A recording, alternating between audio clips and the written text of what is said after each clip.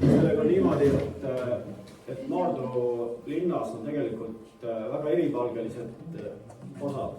Et üks on Muuga, teine on siis nii-öelda vana Kallavere küla ja tegelikult Järve, need on veel omavad, nad on erakordselt erinevad.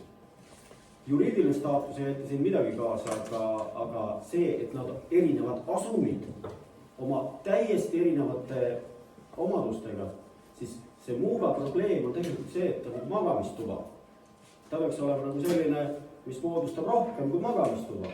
Tal on elutuba, tal on õppimise kohta, et ta seda on vaja, et ta nagu mitte, et me räägime juriidilisest kehast, me räägime sellest, et tahamegi, et on üks tervik, jalakäija, võib-olla rattaga, et sa ei pea bussiga sõitma kuskile mingisse kohta, mis on justkui sinuga juriidiliselt seotud.